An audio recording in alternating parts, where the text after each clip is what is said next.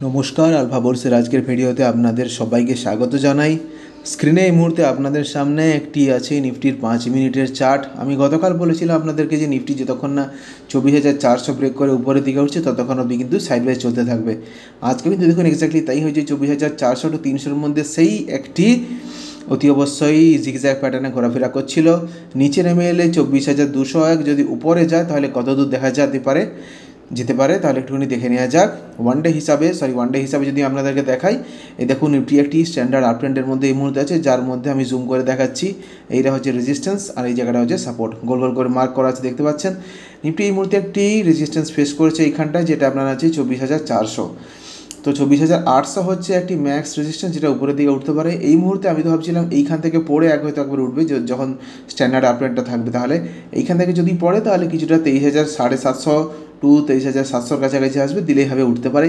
কিন্তু মনে হচ্ছে না এত দূর অব্দি আর পড়বে, কারণ এখানে কিন্তু অনেকদিন থেকে একটি সাইডওয়েজ জোনে ফেসে গেছে।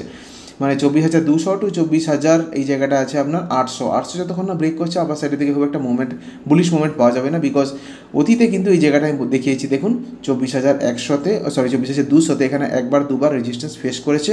এখানেও রেজিস্ট্যান্স আছে, আর 24,800-তে 1 2 3 4 5 বার, অর্থাৎ একটি ভীষণ স্ট্রং রেজিস্ট্যান্স 24,800 রিয়াক্ট করছে।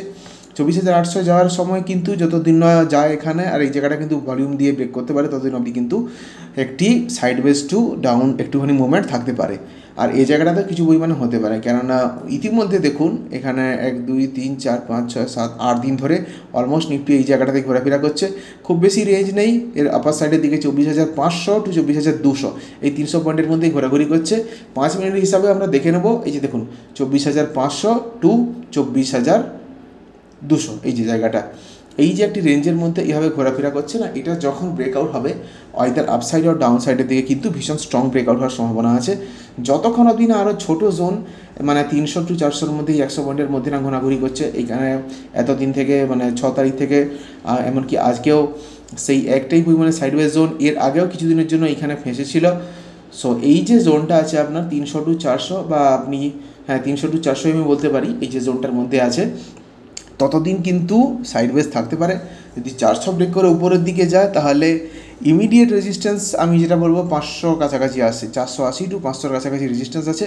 আর যদি নিচের দিকে ব্রেক করে যায় তাহলে সাপোর্ট আছে এই মুহূর্তে 200-তে। সো 200 টু 500-র মধ্যে একটুখানি নিফটি সাইডওয়েজ মানে জিগজ্যাগ প্যাটার্নে ঘুরতে পারে।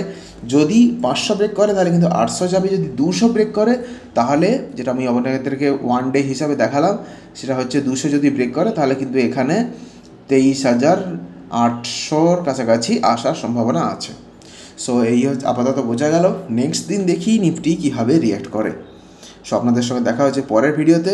সবাই ভালো থাকুন, সুস্থ থাকুন।